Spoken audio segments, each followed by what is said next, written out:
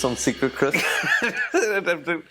I can just discover secret crisps and go, oh, I got a couple of crisps here. I would go as far as to say the only time that I find secret crisps is finding a whole packet that I didn't open but thought that I'd eaten, and like hours later. That's the only equivalent. I don't intentionally leave little half bags of crisps around the house for myself to find.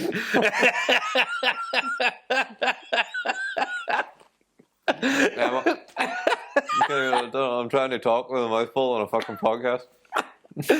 Just like future me's gonna love this. Cool.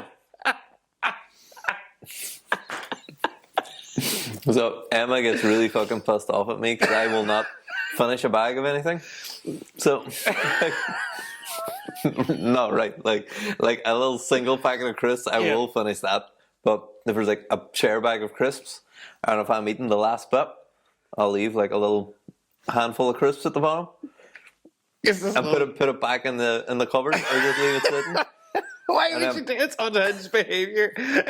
Or like, we got like a share bag of M&Ms, and they'll leave like 3 or 4. 3 or 4. It's not even worth it. It must be some kind of fucking. This is like squirrel behaviour or something. But then she looks at it and goes, "No, would you fucking finish these? Like they're no good to nobody." Man, but then I'm like, "No, you have them." So, I left them for you. I don't know why I do it. I don't even think about it. It's like an instinctual. It's like I get to the last little handful and I go, "No, I'll leave them," and then I haven't eaten the bag of crisps for like a month now at this point. It's just like 4. But I think it's got to be a normal thing because people do it with like milk. You do a cup of tea, you put the milk, but you always leave a little bit, and then there's a little bit of milk. There's one cup of tea's worth of milk at the bottom, but you have half of the milk, and then there's another half portion of milk. Goes off so hard and so fast. Like it's not like. Where are you storing your milk? In the fridge, in the little tray in the door. You turn the fridge on. You turn the fridge on. What do you mean? And fucking milk goes off so fast. You don't get to the end of your milk. I very rarely buy milk, and that's why, because like I don't drink a lot of milk. I barely even put milk in coffee or anything at home, or even if I have it. I'm saying I only. So, but I also, because I just assume that things go for a normal amount of time, I always end up with actual sour milk at the end of it because I never use my milk in time. Do you know what I mean? So, like, I have to smell it and it squeezes my stomach enough, no end, and I ask Laurel to do it instead. And like, is that good? Is it? Hey, that's marriage, baby. It's teamwork. I'm awful for the it. good and the bad. Awful for it.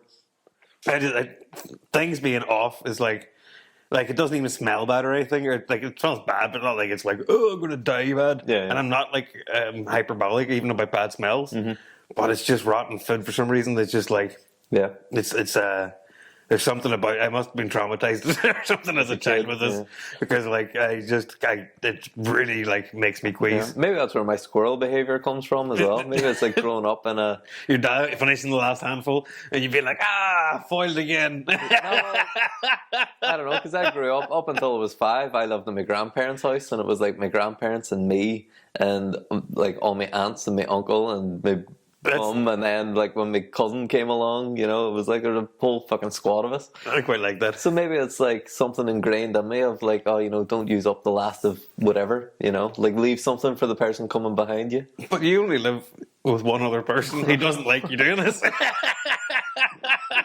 It's just a behavior now.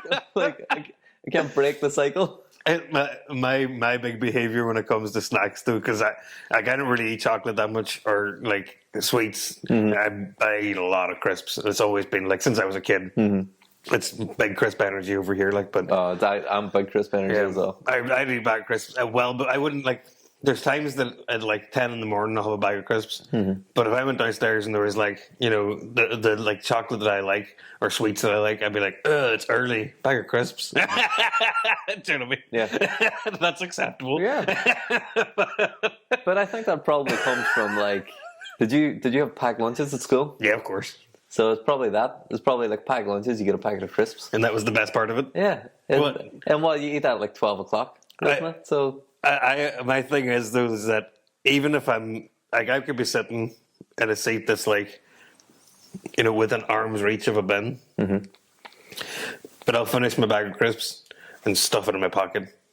My pockets are always full of bags of That crisps. is fucking unhinged behavior. Don't you talk about my unhinged behavior. It's because You're fucking hoarding empty crisp packets. It's like going and grabbing like 3 bags of crisps when I'm like fucking 11 or whatever. They'll sit and watch whatever bullshit TV show on to watch. Shove it in your pocket. And then like I can't leave it on. Like, if my ma came in and seen an empty bag of crisps sitting on the sofa and getting a slap, I'm not really getting a slap. Yeah, She'd just be disappointed. She'd be disappointed, and she would.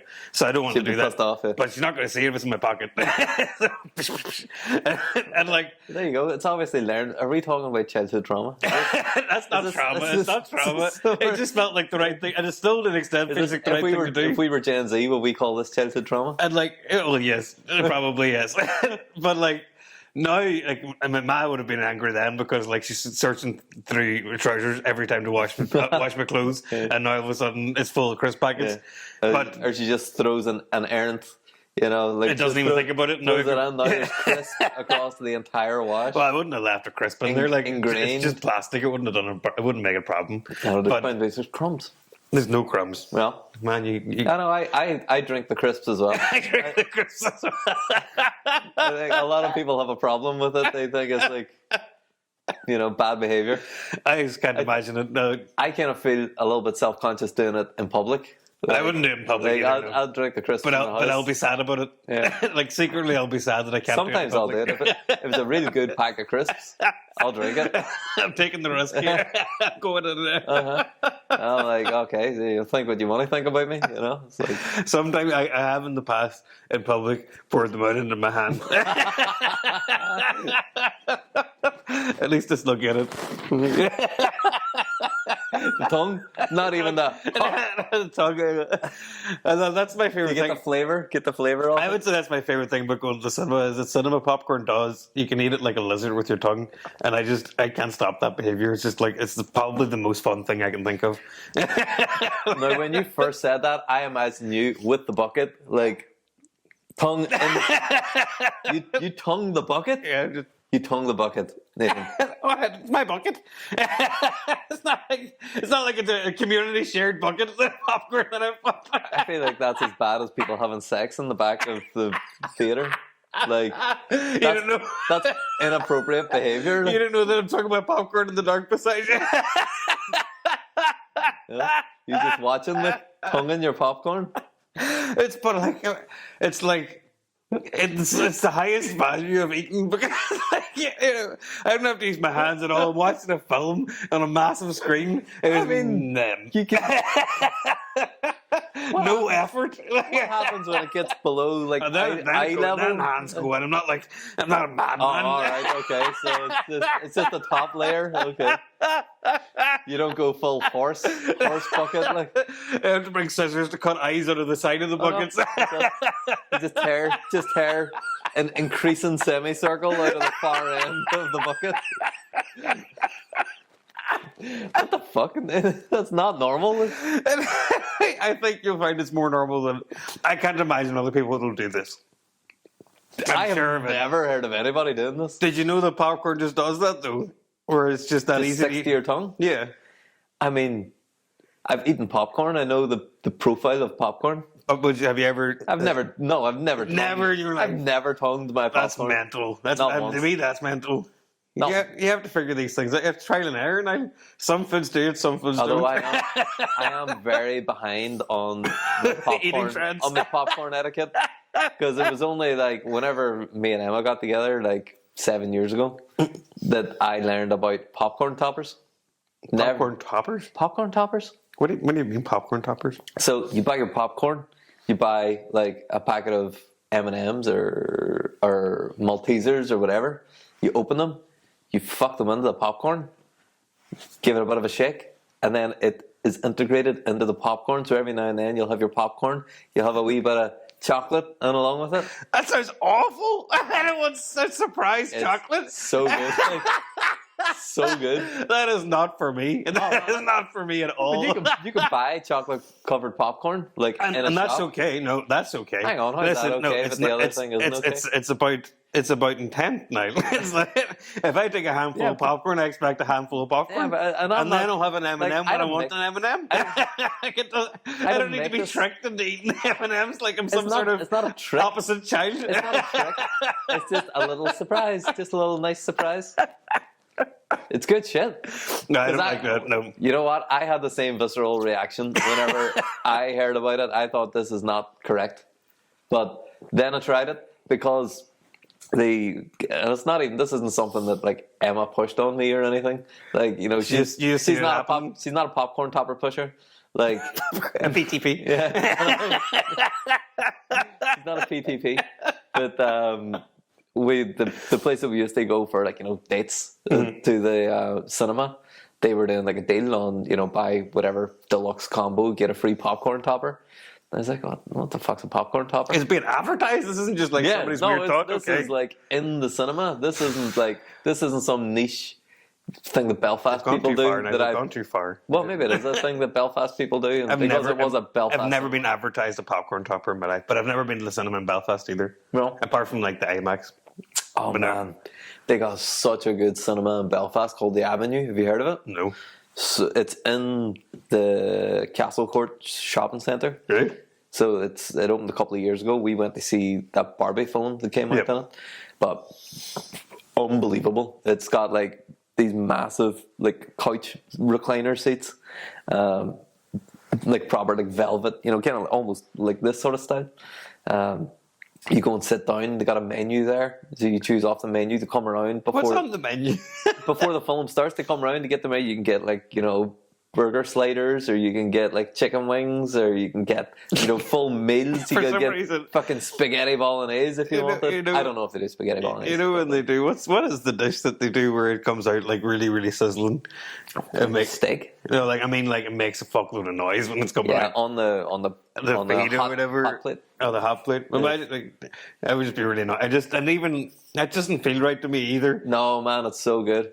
Trust me. I'd obviously like really it. I'm not saying I wouldn't like it. I feel like it's lots of small plates. Like they do small plate stuff. They might do full meals, but in my mind, it was like small plates. The sliders, like tapas kind of stuff.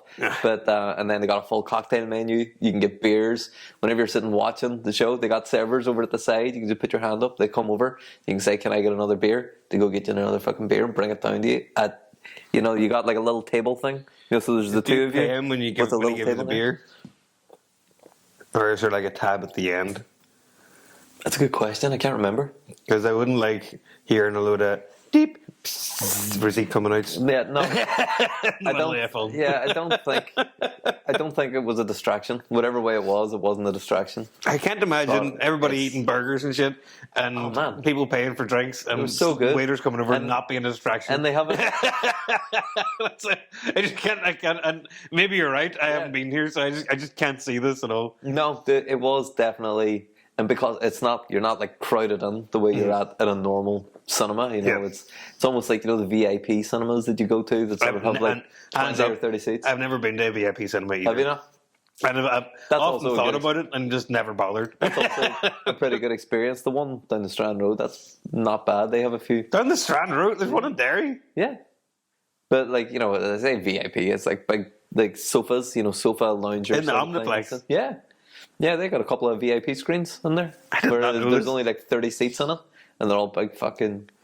I really like the cinema in the Strand Road mainly because it doesn't matter how many seats there are. There's only 4 other fucking people in there. Yeah, I don't know how it survives. Me either, but I love it. I'll be very sad if it eventually topples because. So this was our original cinema. Well, not like the original. St. Colum's Hall. Yeah, St. Colum's Hall was the original cinema, but like, you know, the one that had all of the really blockbuster movies and stuff. That was like because the one at St. Colum's Hall, I always feel like that was more of like a niche indie.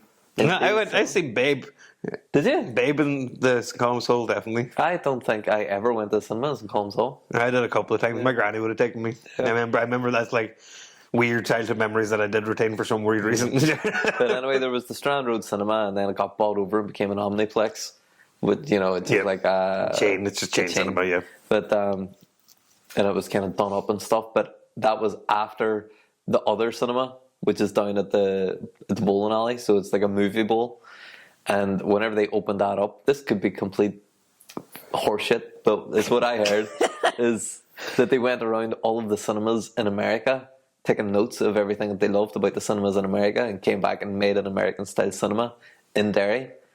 This is brand new information. That's what I heard. That could be a lie.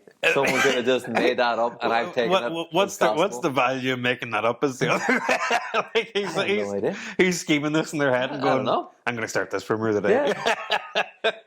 Watch this play.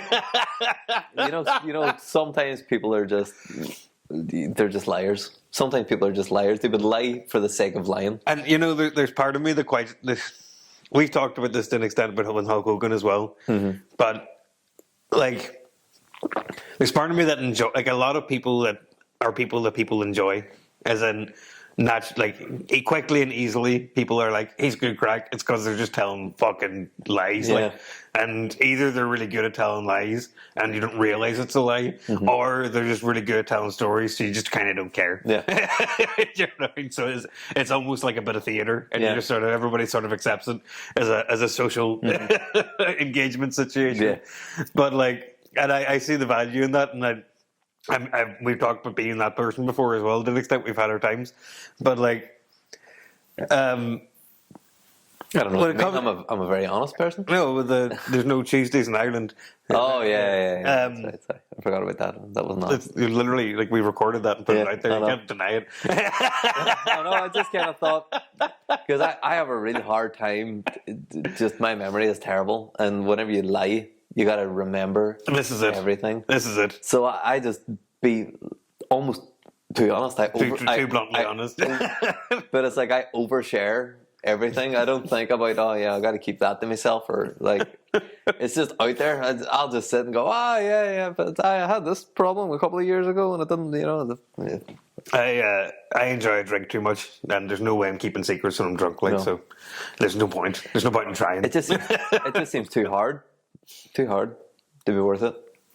Nope. It would need to be a real good secret to be worth like having to remember it. Or is this the sort of conversation that real liars would have? Maybe. You'll never know. You'll never know. Yeah. I forgot to say it during the crisp section of this that I wanted to tell you about. This is so stupid. Like, it is stupid things that I remember. And you know how, like, basic our cupboards would have been when we were children compared to now? Like, there was no taco and fajita mix in there. Like, there was like you mean like pantry store? Yeah, like, exactly. Yeah, there was an onion and there was a carrot. Exactly. Sort of, But, me being I was the youngest child when I was born, obviously, but obviously everybody is.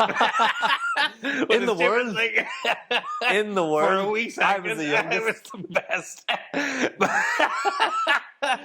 What I meant to say is that I have like a number of older siblings. So I was like, I didn't have autonomy like you, which is different. You were the firstborn, so you're like you paved the way for what the other children have to do in your own way, whether you like it or not. I don't know. Whether you like it or not, I had this weird sort of double because I was the first like grandchild born and my parents were so young that I ended up almost being like the younger brother of my like aunts and uncles until I moved out, and then my sister wasn't born until I was 8, and then I was like the eldest. Yeah, but so I kind of went from being the youngest to being an only child to being the oldest. But especially with your situation, your grandparents, aunts and uncles all were like, this is what having a kid's about. This is what kids do, because this is what this one does. Do you know what I mean? No, it's like I don't understand. You're the barometer of what children are in your family, so to speak, because you were the first grandchild. No, I don't think so. Yeah, but in a small way. I'm not saying they all got around and discussed this and made this decision together, but I'm saying just naturally that's how it is. Okay, you make those like connections and you make those thoughts of like, well, this child does this and they'll try that with that, and so on and so forth. But I had none of that because I was so far down the line. Yeah. In terms of grandchildren especially, but even in my immediate family, I had 4 older siblings. So like I just had to like not fuck up to be accepted, or I had like I can see what a way I'm meant to act is more important. Like I can see here's how people slightly above me do. So I do that, and it's fine. It's easy that way. But anyway, I kind of get what you mean now. I think. Yeah. So it's like you had something that you could base yourself off as you were growing up. Not necessarily to aspire to, but I could learn from other people's mistakes much easier than you would. Well, that's that. I had to be the. You made all the mistakes. The prototype. I made so many more mistakes than even my siblings did, obviously. So I don't think that it precludes me from making mistakes. But I'm saying, my mistakes were almost lessened because everybody else made mistakes first. So that's what kids do, Maybe that's that youngest child syndrome though, where you're in the Powerpuff Girls, you're like Bubbles. That's why. Don't know why I went there. I don't know why I went to the Powerpuff Girls. Two, I don't want to say middle-aged lads, but like two lads that are well. You don't want to, but two lads that are well into the swing of life. Powerpuff Girls. Powerpuff Girls was always like popular TV when we were younger. It wasn't for girls. Yeah, and it's like I could be getting this wrong, but I think Gendry Tartakovsky was the guy who worked on Powerpuff Girls. Oh, good. No, I wouldn't know. So he made like Samurai Jack, and he did like the old school Star Wars Clone Wars before it became 3D. The ones when it was all like. And I think he did like some of Dexter's Lab stuff. And I love Dexter's Lab. Do you know what I mean? You can see the through line of those things that I'm talking about. Makes sense. He's got some new cartoon out called Primal, as always looks really good. Sorry, because it just came into my head. I have to go a little direction otherwise, but like... You're about to talk about Samurai Jack? No, I'm saying not even. It's just because you said about people writing things. And I just found out last night that Seth Rogen was a writer on the Ali G show. What? Isn't that one of the most absurd things that I've... Ali G was like a UK thing? It was Sacha Baron Cohen. It was... Yeah. But that could not have been famous in America, surely. No, it wasn't. Not at all. No. Not at all. But because I seen a comment online somewhere. They were like, Seth Rogen should just stick to writing instead of acting. And I was like, first of all, I quite like Seth Rogen as an actor in a lot of things. He does his thing, and it's his thing, but it works in most scenarios, or at least what he's been that I've seen him in. But my immediate reaction was like, "What the fuck did he write? Pineapple Express?" And that's it. But he wrote Superbad, didn't he? He wrote a whole fuckload of stuff. But like but before he wrote any of this, he's right up there in like 2004 before he has any other credits doing the Ali G show, and I was like. What the 2004 is no, that can't be Ali G. Ali G was the 90s. No, it wasn't. Maybe it was the Ali G movie. I'm going to look this up right now and tell you exactly. Ali G was not 2004. 2004 was like Borat and shit. That was well past Ali G. Let me see.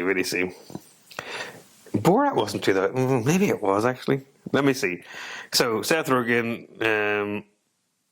Where's career? Here we go. Seth Rogen filmography. This is going to be a really boring part of the podcast. Two wee seconds. I promise. No, I'm not rushing you. I'm just saying, like, I'm not going to edit this out, like all of the awkward silence. I am too lazy. Television. There you go. 2004. Seth Rogen, The Ali G Show. Click on The Ali G Show. A British satirical comedy. Yeah, all right. So flick down. How many years active? It started in 2000. What? I went to HBO in 2003. What the fuck? What? Did they have their own version of this that we didn't know about? There was an American... Obviously, there was an American season of Ali G that he wrote for HBO. But even if that's the case, I hadn't gone this far before. So now there's more context involved at least. Is that Ali G in the USA? Is that, it must that's be. What it's fucking called there. God. That's what we got it called that, but they didn't get it called that. Oh, okay. That's funny. Well, that explains a little bit more. But still. Like, because I was thinking, I was like, in the fucking 90s, Seth Rogen was in like Freaks and Geeks. Like, he wasn't writing shit. Yeah, and this is why I was so confused. But still, even for it to be, like, that's just a wild crossover for me. And you know what? I think I'm full of shit because Freaks and Geeks wasn't made in the 90s. It was set in the 90s. Yeah, it was a little. But I older think than of that. it in the 90s. But it wasn't that much longer. It was like 2000. I'm not looking. I'm not going through 2001. another one. No. I'm not doing it anymore. No, I really enjoyed Freaks and Geeks. That was a great Me show. too. I really enjoyed it. I haven't watched enough of it. I feel like I want to watch more of it, but it's not something. I feel like I'm too old to relate to it now. Do you know? Yeah, there's a load of things that I've been like secretly wanting to rewatch and then being like, God, I don't think I'll enjoy that. Euro Trip. For some reason, I seen a clip on Instagram that came up of Scotty Doesn't Know from Euro Trip. You know, and great song, classic song written for the film, which makes it even more fun. That like it's just a really good fucking song. Like, Very of its era, isn't it? Very of its era. You're like, okay, Very of its era. I'm in 2003, all over again. Well, for some reason, even though I remember I had that film on DVD when I was a teenager, you know. Got a t-shirt with a waistcoat on over the top, you know? baggy jeans and a loose tie. But like for some reason I've seen that film a million times and I was surprised that it was Matt Damon that's singing that in the film. I did not know that. Yeah, because I seen it and I was like why the fuck's Matt Damon there? Like a sort of skinhead dude. Yeah, that's Matt Damon. Isn't that like? See, okay, I'm okay. Then I don't feel so bad because that's absolutely fine. I would not. I thought you'd be like, "Hush, you better Nathan." No, I didn't know that at all. Because I recognized him instantly. Obviously. So hang on, what year did Good Will Hunting come out? I'm really bad with the years. I actually don't know. I really like that. I've seen it a million times. I love that. I can quote it to death, but like I don't know at all what year it came out. Actually, I'm so bad with movie year like trivia of movies in any kind. There's certain films for some reason I know the exact year they came out, but only just because like I looked it up one time and it stuck with me for some reason. Do you know what I mean? It's like I have a friend that I work with, Mark, and he's a freak with it. Like. You can ask him about any film ever made. We movie Wikipedia. And, you know, you're like, oh, what year did King Kong come out? And he'd be like, are you talking about the 1954 Japanese one? Or do you mean the King Kong versus Mothra of 1957 that was made in Kentucky? In somebody's warehouse.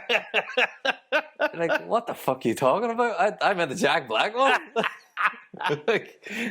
Well, that's a funny one, you know, that...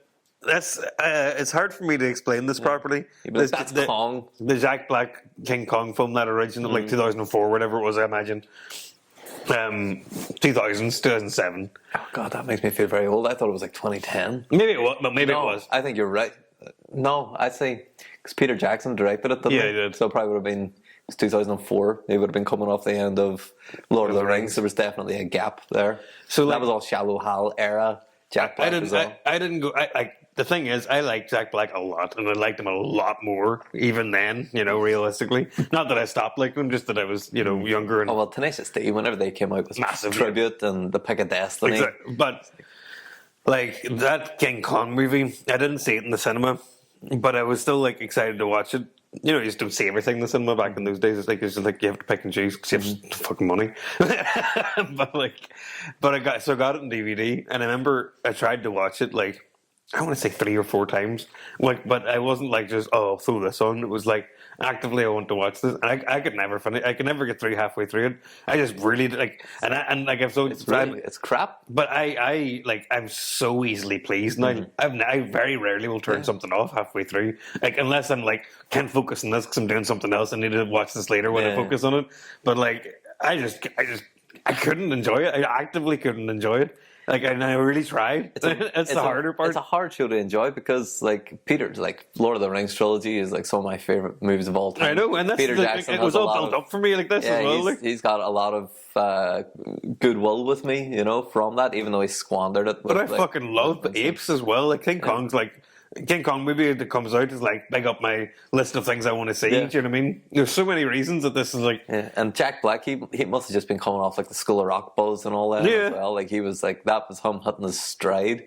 But like, well, no, maybe now he's the stride. I'd say with all the Bowser and all the Minecraft and all. But that was peak Jack Black as far as I'm concerned. But like, all I can think of it, and it might not even be in the film. But this is like. But this is all I I remember. couldn't tell you anyway. All I remember is like the end of the movie and the like King Kong's lying fucking dead in the street or something. I don't even know if that happens. But like Jack Black's just walking up with this fucking scarf like trailing in the wind, and he's like, "Oh, I guess the monster was us all along," or something. That did not happen, Niall. I don't know. I haven't watched it that far, so you can be right. Like, just one of those, I guess, the lady and the tramp. Or, it's like, just one of these stupid fucking lines that, like, what the fuck is this thing? But the point I'm making is, like, I see that as the worst film I've ever seen in my life. And that sounds hyperbolic, but every other one I've seen through to the end. I have one of those movies that I sat with my dad, and this was like mid-2000s. And I don't know if it just came out. We got it on like one of those dodgy CDs that you buy. It's got like It's got like 5 movies on one CD, but they're all like 240p.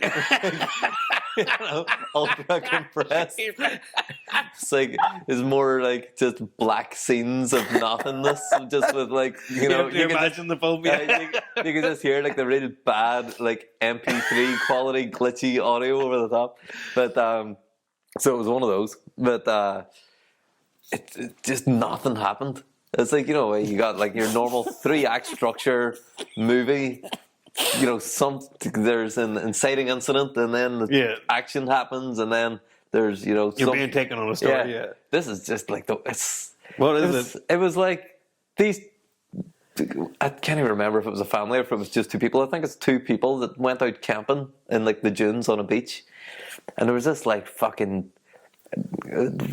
I don't know what you call. I don't know what you call it.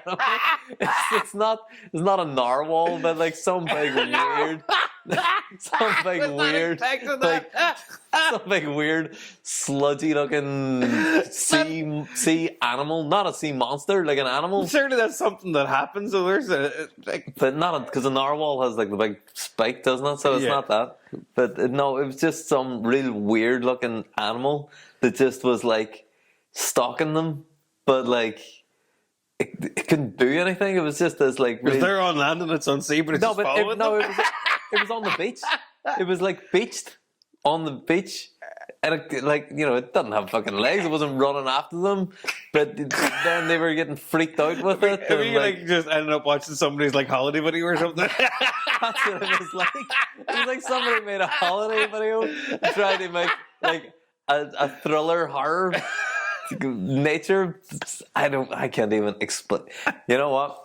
I really want to look it up and try and get the name of it, but I don't even know what I can type. Where to start? Where to even start? Can I just start typing that in? You start typing it in. Will we potentially pause? Do you want to tell a story on the podcast, or will we just pause and pick it back up? I gotta look this up to give the people, because this is the only time that me and my dad ever sat. I think we were probably sitting having a couple of beers watching, a film together.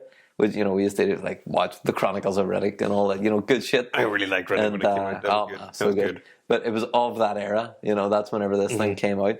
And we must have watched an hour and a half, maybe 2 hours of it. And we were kind of looking at each other like, what is Where's this going? Yeah. And it's just people being like passive aggressive to each other because they're having a really bad camping trip. I'm hoping so hard that like you look this up and it's something that I like really like. That's what I'm really hoping is going to happen here. I gotta try and look it up. And I'm like, see. If this is peak cinema. 2. Well, I was going to tell you a crisp story before, so I'll do that now when you look it up. So. All I was going to say about why we're like what our pantries were like is one time my older sister asked me to get her crisps and she was like rude to me before that. She's like, go get me a pack of cheese and onion crisps or whatever. So I went like all the way out to the fridge and like chopped some cheese off the block and like cut an onion in half and just fucked it in a bag that had cheese and onion crisps in the bag. I opened the bag up and then fucked this shit in there and like shook it about and then handed it to her and then did the same thing like a week later with salt and vinegar. Just fuck loads of vinegar into the bag. And it was just such shitty behaviour. Do you know what I'm saying? Because I was like, well, this is going to be funny. This is going to be funny as fuck. No, my older sister Lisa. Oh, all right. I was like, this is going to be funny as fuck in my head, probably. But, like, I had to go through several iterations of what's actually funny before I got there. especially as a kid. But I think you need time to I was able to make those mistakes. I learned a lot more from mistakes than anything else, obviously. And I feel like I was allowed to make a load of fucking stupid ass mistakes, especially in humor, at a very young age because I had older siblings, so it made life a lot easier. I was able to play to the more close to me audience instead of adults who are just tired of my bullshit. What's it called? I think this could be it. Nature's Grave, 2008. Nature's Grave. I've never heard of this at all. This is the AI overview. The film you're describing sounds most like Nature's Grave, 2008, which features a couple camping on a beach and facing a creature from the sea. The movie is about a couple having a rocky relationship and a stranded manatee. It's a manatee! Part of their unsettling situation. The manatee becomes part of their bad relationship? While it doesn't explicitly have the argument scene you mentioned, the couple is in a state of conflict and the manatee adds a layer of dread to their camping. Imagine being a writer. You have this whole, it's a love story at the end of the day, but they're fighting, right? But we're going to set it on a beach, but we need an element of dread. What do we go for? A manatee? How is it getting, look at these. It's getting 6 out of 10, 6 out of 10, 2 out of 10. There we go. 2 out of 10. Boring. The most rational character was the dog. There's no real logic as to why the couple decided to stay in camp except for Peter's stupidity. Let me look at what a manatee looks like properly. I would not call this a movie where nature strikes back. I would call it a movie where a moron angry at his wife. Are cute as hell, man. Cute as hell. Look at these, man. They're big. I know they're big, but they're friendly giants. Yeah. This has to be a paid review here. Loved it. Who's paying for this? Look at this. Loved it. I actually enjoyed the film. The symbolism of the wife destroying the eagle's egg mirrors the fact that she had got rid of their baby. The whole cause of the friction and the distance in the couple. That sounds like a metaphor that's too easy to catch. Lots of creepy crawlies. The haunting dugong slowly creeping up on the beach. What the fuck is a dugong? A dugong is another word for manatee. Okay. That's my understanding because there's a Pokemon. Oh yeah. Of course there is. The minute that you said, instead of it being dugong, the minute you said dugong, I went, the Pokemon. Yeah. All right. Fucking dickhead. Okay. Dugong. I have to watch this film now. I wonder if I'll like it. I probably won't be able to get through it. I have less of a time to span these days for something like that. I don't like watching bad films, boring films at least. If it's bad and I can laugh at it, it's different. Yeah. That's a waste of time. Obviously, the director of this picture intended to wrap his environmental message into a thriller, but got lost. Environmental message? Where's that coming from? They got lost on the way. That's the first I've heard of an environmental message here. Literally lost on the way, just like the characters in the film. Really disappointing. God, that sounds like some bullshit came out. In this, I went through a phase at one point when the cinema was I was making just a little bit more money than I usually was making previously, and the cinema was still cheap as fuck. And as long as you didn't buy any snacks, you didn't get your popcorn or anything. Yeah, you go on next door to Tesco's and get the good shit and bring it. You even get popcorn and put it in your bag. But it was actually quite a cheap night out to go to the cinema. So I went through a phase just going once a week just for the crack.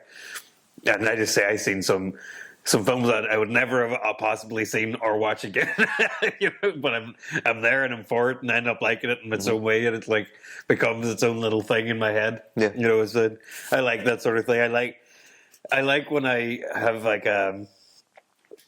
when I have a feeling I like this, but nobody else is going to know about it. I like that for some reason. I know what people do like that. It's kind of like in a band before they get cool. It's like a very rocky road there of being the hipster. But you know what? Right on the cusp there. You're very hipster adjacent. You know? But adjacent is the part that's important. I feel I like that I'm adjacent. I'm okay being adjacent, but then I find out shit that it just blows my mind. There's when I was a kid, and right to this day, like my favorite band was the Black Crowes, right? Like since I was like 12 years old or something. I was 12 because that's Lions came out in 2000. I would have been 12. That's when I learned about the Black Crowes. And like nobody, like everybody knows a couple of their songs, like, but nobody cares beyond that. Like especially with us. You've tried many times to make me care, and I do not care. But like I remember like hunting CD markets in like other countries for albums I couldn't get in Derry, and this is before you could order them online, or before I could at least, whatever. But I wanted like the physical copy instead of having like, so I would have heard the songs, you know. But anyway, on one of the albums, there's this one song called Non-Fiction. It's called, right, and it's like number 5 on the album. It's not a particularly exciting song, you know. But it's by far my favorite song, pretty much of all time. Like since I was a kid, I've had other favorite songs, but that's one that's just sort of stayed consistently up in the top 3, top 4. You know, one of the only ones that did. But anyway, I always thought like it's a middle of an album song. Nobody else knows this song. That's the way life is. You know, I just happen to like it. Right, and then I was just watching old SNLs, so Saturday Night Lives. You know, just randomly, and I was like, oh, I've seen the Black Crowes had hosted one time in the 90s, and I'm going to watch that episode just for the crack and see what songs they played. Fucking didn't they just play fucking Non-Fiction? The one song that I thought was like my wee song that nobody else knows. It was a whole fucking single in America. Had a whole music video that we just never got on Brang or anything. So I just never thought to look up if there's a music video with this, because I just assumed that it was, you know, like not a little. The deep cuts. Exactly. It was a deep cut in my head. And then it's like the fucking song they're playing like live, and they had to showcase themselves. I'm like, God, I'm a dick. And I just like, just as everyone, like, just as popular as everything else. They the opener for every fucking concert. What ball baggery of mine, like, do you know what I mean? But that happens a lot where like Robbie Williams not being famous in America is probably one of the things that blew my mind the most when I grew up and figured that out. Like nobody knew who Robbie Williams was really when he was like the biggest star here. You'd think that would bleed over a bit. Do you know what I mean? But no, and there's so many things like that where like there's things that are massive in the States, but we never heard about. But you just think you would have heard about. Especially, I think more that direction, because we import so much American culture over here. You know, we're so influenced by, you know, like all the music that they bring out, but not so much the other way around. Like particularly in Ireland, like how many Irish things end up across becoming big in America, like Thin Lizzy. Some things do. Fucking U2, obviously. Bono. But I expect that. I don't expect, you know, Americans to know about fucking Mickey Joe Hart. You know, it's fine. But like for some reason, because of the amount of media we consume here that's American, like, and like even now, even current in this day when internet's big and everything else, and maybe this is generational more than it is geological, but geographical, not geological. It's also more generational than geological. On the genre. It's rock or not. No, I got it. We dad joke. I like it. I'm there for it. But like the amount of stuff that I'm like, it's obviously Americans are in my life about a good bit. You know, that I am like, hang on, so madly confused. Have I got a story in my head about your mother-in-law loving Robbie Williams? Just I find it great. Like she learned about Robbie Williams when she was on holiday in England with her friends. Oh, all right. Like in like 1998 or whatever. Do you know what I mean? When Robbie Williams at his peak. You know, so it was like a big deal. It was like foreign and weird. You can imagine Robbie Williams being foreign and weird. Isn't that the most crazy thing to think about? Yeah. A weird Robbie Williams, a foreigner. But that's the thing. I suppose everybody everywhere just thinks that they're the norm. Exactly. Know? That's the bad part. Which it's very strange because like, whenever you think about it, like realistically, India and China are the norm. Like, yeah, exactly. Like, that's where everybody fucking lives. Yeah, there's more people having a shared lived experience in India and then China than any of the rest of us in the entire world. It's mad, isn't it? It's like, so hard to comprehend, especially because there's more like people that are from the country China than like all of like European people. Yeah, exactly. Like European people and like white people all over the world. Like you took, all of Europe plus Australia plus New Zealand plus America. Well, again, Still not as many people as who are just living in China having this a completely different experience. completely than we're different having. life experience. A completely different one, which is the most important part to me. And they are the norm. And, like we're not the norm. We're weirdos, like we're foreigners. I mean, coming from a tiny island nation, like off the fucking arse of the Atlantic Ocean, we know that we're not the norm. Obviously, Ireland is an island, and obviously I understand the concept of being an island, and so don't take this in like a strange way, because it's not like I don't consider Ireland an island. But every time somebody says like island culture, or like, I can't think of anything but like Jamaica. You think of adventure. You go to like the Caribbean as your go-to, like that's what island life is. That's like stereotypical. But it's true. That does not come into my head. What do you think? You think of Ireland when you think of Ireland? Yeah, that's mad. In fact, I go to like the Tory Island, or like Isle of Man, the equivalent of like Craggy Island, like proper islanders where there's like 3,000 people living, on like a little piece of land, and they got like the one shop and the one pub. Like, I've been to actual islands like that as well. But that is also a lot of our actual culture here, because there's that, but there's just several of them all on one island. They're all their own little islands. I'll never consider island culture or island life as being anything but like Caribbean, Bahamas. Yeah, but you think of how, like, there is a difference between how we live and how like continental Europeans live. Oh, big time, massively. Yeah. There's a major. There is something different. I can't quite think of what it is, but there is something different. No, it's because they have much more of a melting pot in general. Because like if you start in Germany, going left and right and up and down, it's just fucking mad. It's all different. Like it's all different languages, different different cultures, different jokes, different ideas of humor, different everything. And like we're just here on our wee island being like, fuck a Brits. Them boys over there fucking hate them. I'm not saying I'm not boiling down Irish culture to fuck the Brits. But I mean, it's there. It's in the mix. It's high up there in the mix for good reason. But even as you say that, like that you go up, down, left, right, and you'll find all these different melting pot of people, and they're so different and so diverse. All the different languages. Everybody speaks 5 languages. Say we can't do that here with our own thing. Is that what you're about to say? No, because we do. No, the different accents and we have the different accents. But I was going to say, like, because we've got a house that we're renovating, and we're down, like, chatting to the locals, and we're down, and this is like hours away from us, where we're shouldn't be connected to anybody, but we're down doing the dance. Oh, who's your granny? Yeah, where are they from? And like Emma's family are from, within like a 30-mile radius. Really? Yeah, up there. Yeah, so her father's crowd would be from down sort of around the Tyrone Monaghan direction, but we're in Fermanagh, which is adjacent to those. Yeah. But they were still able to find connections. Oh, I know this. I know Brendan, and I know whoever. That's mad. This. I do love that. And you can always figure it out. Like, and then she was messaging her dad there yesterday, and then he's sending back going, "Oh yeah, your cousin Kate, she grew up just up the road from them." And like that's island culture. That's island culture. Do you know what I mean?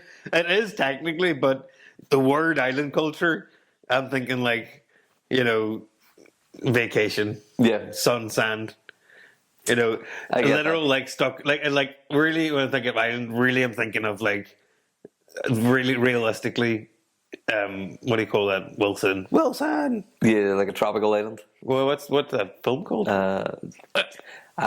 Castaway. Like I went stranded. Like an island you can walk from one side to the other on, pretty much, and like in a reasonable amount of time. Yeah, you're thinking of like pirates marooning people on like an island. Yeah, okay. That's really what I'm actually thinking of. That's not. I would call that like a desert island. No. Well, if there's no differentiation of name from that and Ireland, like that's a huge oversight. Yeah. Do you know what I'm trying to say? Yeah, they're two very different vibes. I think there should be different names. Is it tropical islands? kind of tropical desert islands? Is that islands? not more to do with the Climate? climate than the size? Can't even remember what our climate is called. Temperate climate. I mean, probably technically that doesn't feel that way, but Yeah, it doesn't feel that way, but I think that's what it is. just slightly shite. Slightly shite. A slightly fucking get back in the coffee. Back in the coffee. A slightly shite Slightly shite. climate. That's what we have. It's not for the plants. For the plants, it's pretty good. Oh, they love it. Yeah, they're both big into it. Big into the plants. They're Like, big fans of the Irish climate. if you're green, it's great. Yeah, I think the wheels are coming off the bus here now. It's like, what the fuck are we talking about? You're saying plants can love weather, but they can't have souls, you know? Yeah. Well, you're probably right. We should probably call it that. Yeah, I was just about to start thinking about the plants have emotions because they scream whenever you cut them and stuff, don't they? Like, but What are you saying? You have this information that plants scream when they cut them, and I'm the weirdo for thinking they have a soul. but then it gets on there, just because something screams doesn't mean that it has a Just soul. because something screams. That's unhinged thought process. But it's not, they don't scream with a mouth. They just like release whatever it is they tell the other plants. And I don't even know why they would evolve to do that because it's not the plants aren't going to just fucking up and run like from the plant predators. Fucking get out of here. Oh, there's a lawnmower coming. Yeah, everybody come pull your roots up. It doesn't make any sense that they actually do it, but apparently, like I haven't done the tests. I don't know the You science. haven't heard it. I haven't independently verified if plants can scream. Oh. But I read it somewhere. I read it somewhere on the internet. I love it. There's certain things like that I know are probably bullshit, but I've just decided they're real because I read it and went, I'm going to deal with that. Yeah, I'm going to believe that. okay. I'm choosing to believe this one. Some things like that though, they just sound so strange. You go, no one would make that up because they do. But people do. I just People make think it up all the I just time think for no reason at all. I just think people wouldn't make it up because nobody would believe them. So it must be true. And then I believe them, but they could have made it up. Yeah. So you've like perpetuated your own cycle in Yeah. some ways, which is Yeah. even funnier. But I don't know what to do with that. I don't know what to do with that either. Oh, that's not screaming. All right, okay. We'll stop there before we get there.